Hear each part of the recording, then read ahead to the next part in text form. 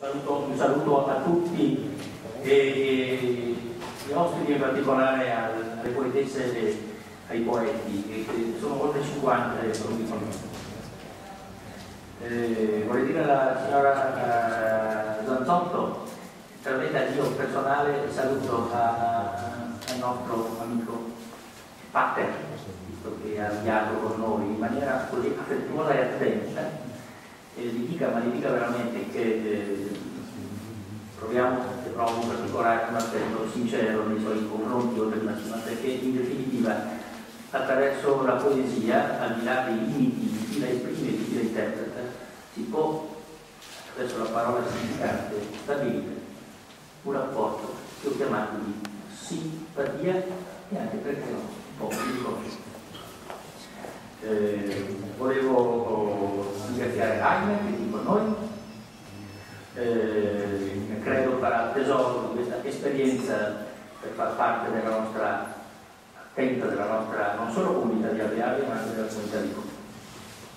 Volevo ringraziare in modo particolare l'amico Roberto Nassi, che è qui presente, poeta, traduttore, instancabile, generoso, oltre che intelligente, che ha collaborato con me e che assieme a Stefano, anzi l'ha preso lui, il piccolo manifesto di Giacomo, che si apre con una bellissima poesia in cui si parla di rapina dell'oscurità della parola e della poesia di Zanzotto, e ringrazio Franco Torcellari che mi fa e che ha seguito tutta la parte concernente i laboratori didattici in cui la poesia viene costruita attraverso anche moderni strumenti didattici da parte dei piccoli, dei più piccoli, perché i laboratori sono destinati, quindi in aula, ai bambini dai più piccoli scuola materna, sino ai bambini della scuola della vostra cittadina.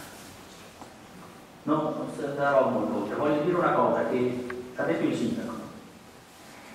Il successo prospettico della nostra manifestazione nasce da due dati che devono essere consolidati. Il primo dato riguarda la comunione nella comunità dei poeti. Domani sera, dopo la recita dei versi nella piazza in italiano, presente che venga numerosa ad ascoltare i nostri poeti, e attorno a Aida ci troveremo e faremo notte fonda, però, ma divertente, in un posto simpatico, e chi vorrà, e saranno molti certamente, i poeti e le poetesse qui presenti, che diranno quella che è la nostra comunità di intenti e alcune tappe per il futuro. In particolare il nostro impegno per diffondere la parola, quella cosa chiamiamola poesia, soprattutto tra i giovani. Riprenderemo con forza ciò che abbiamo indicato lo scorso anno, in maniera tale che quest'anno, il 21 di marzo, che si celebra da parte internazionale della giornata della poesia, un poeta amico che noi abbiamo lanciato diventi veramente una realtà. Io sono certo che quanti sottoscriveranno il nostro manifesto, già in cui noi sottoscritto, saranno già impegnati in cuor loro in questa presenza presso le scuole e presso i giovani. Io chiudo qui.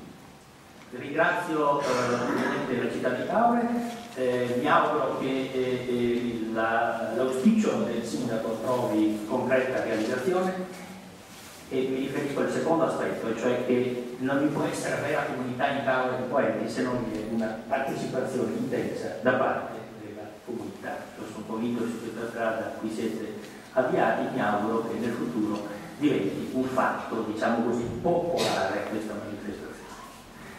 Tutto qui.